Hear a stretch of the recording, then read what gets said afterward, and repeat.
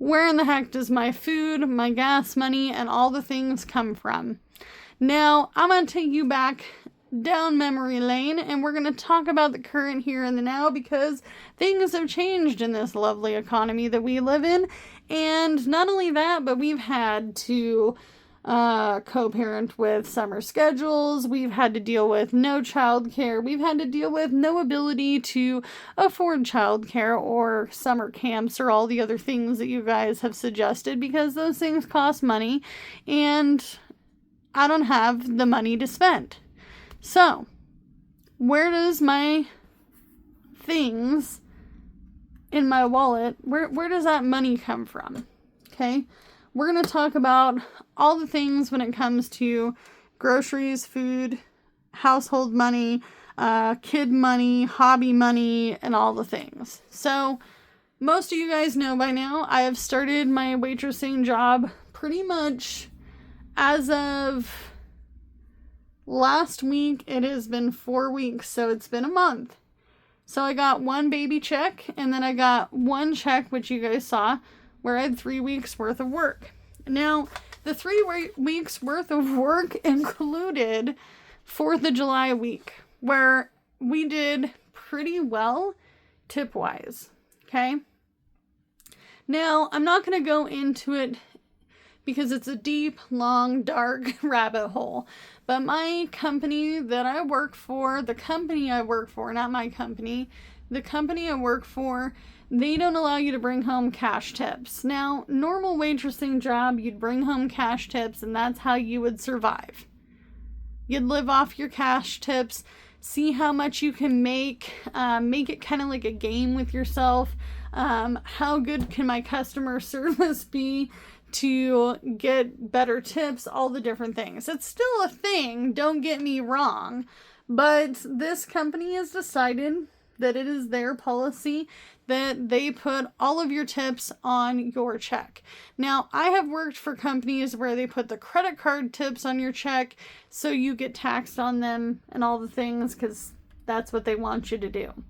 But this place is different. Now, other things I wanted to talk about is it is the end of July. So now that we have done the change-o of the kiddo schedule, my husband Jordan is eager and pretty much willing to work anything at this point.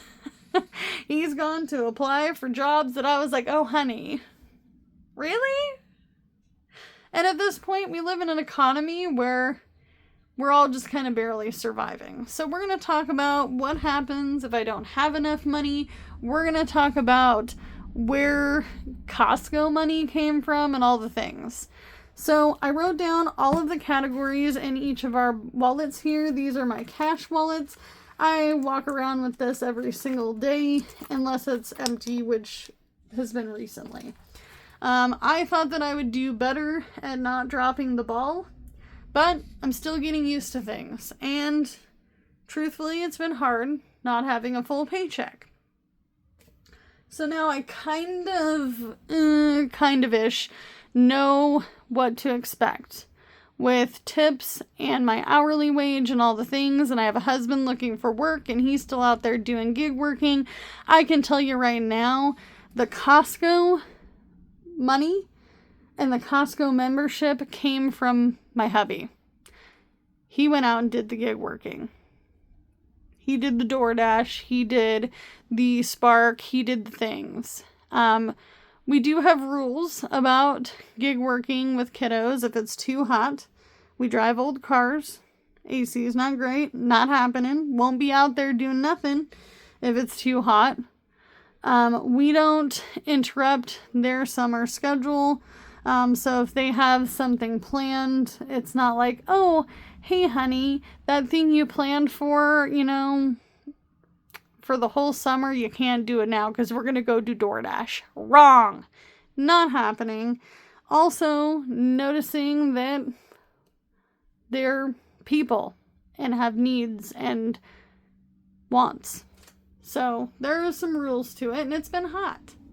So we have spent all of Jordan's gig working money between groceries, some household things, and fuel for this week.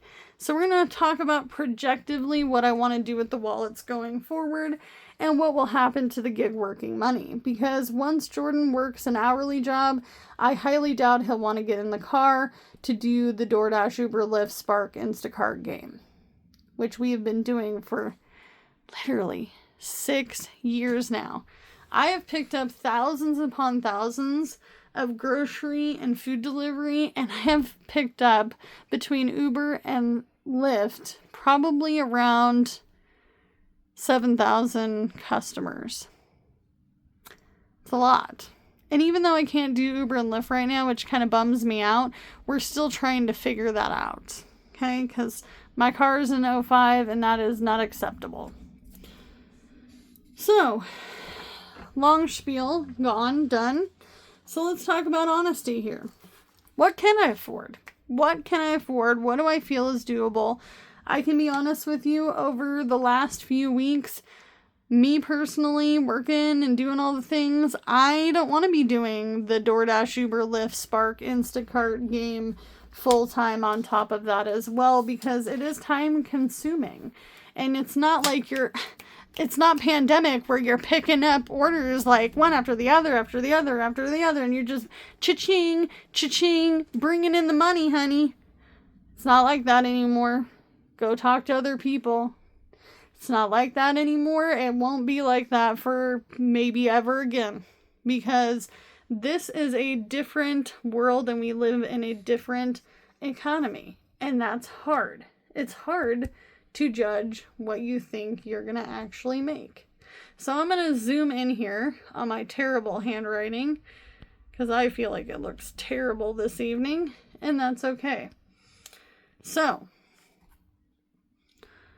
I'm hard on myself, and I would love to say that I can make $400, $500, $600 a week happen, but I'd rather be honest with myself and be like, we need to sleep. We need to have rest. Okay, but in the foreseeable future, at least until my husband gets his income figured out, I would like to make $300 a week doing DoorDash and Spark, because those are the most profitable apps I have access to with the car I have. If I had a 2013 or newer, I could probably be banging in some extra bucks other than that. I could probably make it $600, but I don't have a newer car. I'm not going to get another car payment, and it's not that I'm against car payments. I just don't want one. So, don't want the extra debt. Okay? So, on $300 a week, we need to make sure that our meat and potatoes are taken care of first. So first of all, let's talk about fuel, because without fuel, we don't go nowhere. We can always go to a food pantry. We can always go to a food bank. We can always do the thing. Okay? But I can't do any of those things. I can't go to the food pantry without fuel money. So I try to give us about $80 to $100 a week, because that is what I have noticed in the trend of me tracking my monthly income. So we're going to go ahead and give me $35. So minus, let's do 100 minus 35. And we're going to give Jordan 65 because he is doing a lot of the driving right now. Because I'm working my hourly, I'm just using this as getaway money with the kiddos, or I'm using it for doing the dash. Okay? So that leaves us with 300 minus 100 in fuel, $200. So we're going to give ourselves $80 for groceries. We have been stocking up. You guys have been watching the videos. We've been doing day in a life videos of us shopping and doing life things. Okay, so groceries. Next is going to be food for the hubby. He wants me to give him $10. So we're going to take away $10. This is if he needs it. If he doesn't, we'll save it. We can save that money. But he needs to have something in case he's stuck on the road, or he needs a snack, or something, or he didn't pack a lunch and there was an unforeseeable urgent matter like a tire exploding.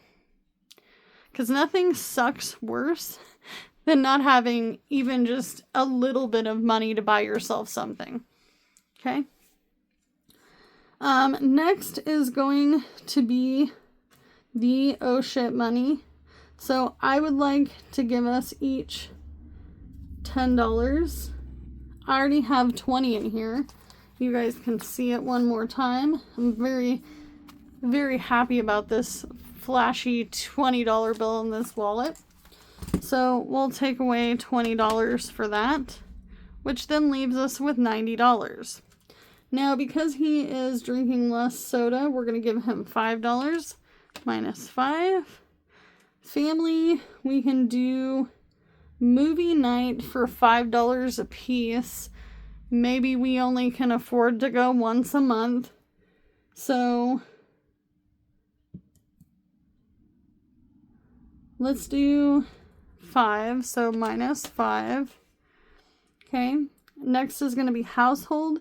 That is for the shampoo, the conditioner, mouthwash, toothpaste, all the different things. I buy all that stuff usually at Dollar General for $1, or I go to the Dollar Tree, which I'm not sure what I'm going to do when Dollar Tree goes up even more. So let's go ahead and give us $10 a week for that. That's $40 a month for household stuff. I don't buy expensive makeup. I don't color my hair. I really don't do anything, and neither of us really get haircuts in the adult range, and my oldest son gets his haircut for free, and he goes with another family member to do that, so that's doable. Now, lately I've been able to survive off of less than $100 a month in pet supplies, and that's really dependent on what we need every month. So 20, 40, 60, 80. I think we can give ourselves $20. We can make that work. So minus 20 is 50. Now we're going to go to personal. Let's give each of us $15 for personal items, personal things. So between the two of us, that would be $30. Okay, leaves us with $20. So here's where it kind of gets tricky. So I can give us each 5 for hobbies, so minus 10. And that leaves us with date night of $10. That can get us into a Tuesday, Thursday, or Sunday movie, depending on where we go in our general area, to do a cheap movie, which they're $5. And if not, we can continue to roll that money over. So is living off this amount of money doable? Absolutely. It could be doable. We may not be going to Costco every single week. We may not go to Costco every month. That is why we did the cheapest membership, because we're getting our toes wet. Okay? We're getting our toes wet. So that should be a doable number. Hopefully going forward, I can't tell you when I'm going to start this, but now you guys know. Somewhere in there, I am budgeting for groceries, and maybe I'm budgeting for groceries and fuel, and I don't really have any other money. Or maybe I'm just doing groceries, fuel, and pet supplies, and some personal items or household items. I personally think as well that $40 a month in household items is quite a bit for us, especially since I've changed up my cleaning routine and we're mostly using dish soap, bleach, and a spray bottle. And you can even use vinegar. I hate the smell of vinegar, okay? But this is a doable weekly cash stuffing. Now, if I want to be really honest, I'm going to probably aim for more.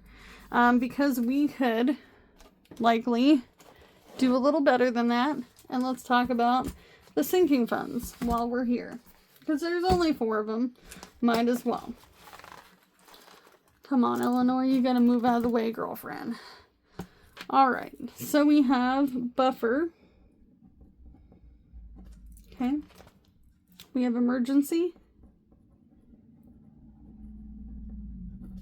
Okay, and then we have car maintenance. Okay. And then we have house repair. We're kind of we are on the last of it because we are literally down to just needing to get some flooring. But in case of an emergency, you want to have money for all these things. If and when I need to, I'm going to beg Peter to pay Paul. I'm going to take it from my buffer before I add it to any credit card. Even though credit card debt has not been my issue when it comes to debt, I have some personal debts that I don't disclose on the internet because this is the internet and it's forever, people, and I'm not sharing yet every little detail. However, I will do the best I can with showing what I can. So, buffer, I would like to add $10 a week. That's 40. Let's do the math. That's $40 a month. Okay. 10 times 4 weeks is 40 times 12 months. That's $480. Okay.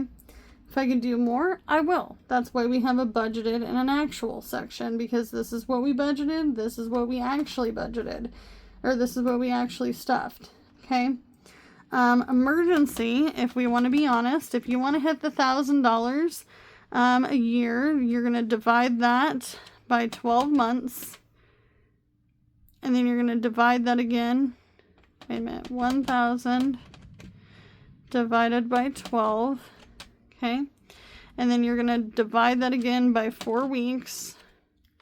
That's roughly around $21.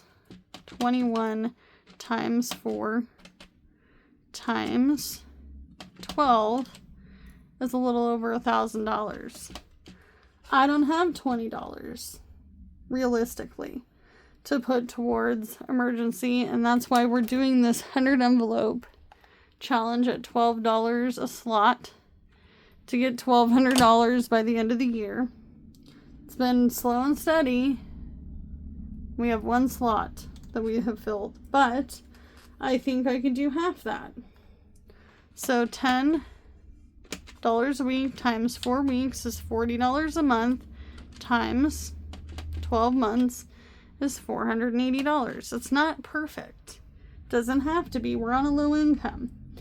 The thing that keeps me going, because I don't live near a bus system or anything of the sort, and actually my whole area's bus system is really poor, we're going to give ourselves $15 times 4, which is $60 a month times 12 months, $720 in car maintenance a year.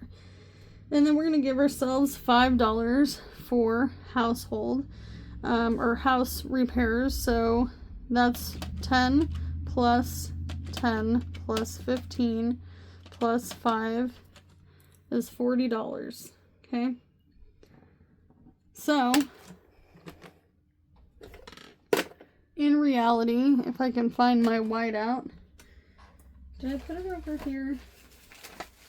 I think I put it over here. It'd be nice if I could find my whiteout. Oh, it's behind the pig. That's why we can't find it. So, in reality, if I want to push the envelope, I have to make 300 plus, 300 plus 40 because of the $40, okay? And then for Save Day Sunday, we are budgeting $25 a week. So plus 25 is $365 a week. So $365 weekly. And if I did that 5 days a week, so divided by 5, that's $73 a day that I would need to make 5 days a week doing DoorDash, Uber, Lyft, Spark, Instacart. And if I did it in 7 days, so 365 divided by 7, 365 divided by 7 days a week is around $53. This is rounding up, of course, a day. And it would be somewhere in the middle for 6 days a week. But does that make sense that I've been using DoorDash, Uber, Lyft, Spark, Instacart money to fulfill my grocery and fuel at least? Let's talk about extra money. If there's any extra money from this, we will add this into either sinking funds or my most favorite. Let me move my camera if I can. We will add the extra money into Save Day Sunday, which savings challenges go towards sinking funds and other things we're saving for. Or it could go into one of these coin banks, or it could very much so potentially go into Hamlet, which we will open at the end of the year. It could go to debt. It could do all the different things. Now, the idea is to budget what you can. This is definitely always a work in progress for me because my main goal is to make sure that the bills get paid because, you know, my roof, my utilities, my phone, my house insurance, my car insurance, all those things always come first. But this is now the new budget officially because we have to be honest with ourselves. This is what we're dealing with, okay? This is all of the things. Now, I will say this. I think that it's very awesome that my husband's been able to keep up with being able to do all of the things and do all the summer things with the kiddos while I'm at work. And then we also like to enjoy life. So I may not be able to spend money on hobbies every single week. It just depends. I'd love to get to this budgeted amount. We have talked about this quite a bit as a family. $5 for hobbies times 4 is only $20 a month times 12. That's only $240 a month to spend on hobbies per person. And I wear my clothes until they fall apart, and I walk around in my shoes until my shoes don't have any soles left. My husband does too. He has t-shirts he's wearing from when he was in high school because we are a low income family. We just can't afford to do all the things. We may not be the Disneyland family, but we're honest and it's the best we can do. So if this is the best that you can do, if you're looking for this budgeting sheet, let me know in the comments down below and I can leave it in my community tab. But we can only do what we can with what we got because it's all we have to work with, and I'll see you in the next one. Bye, guys!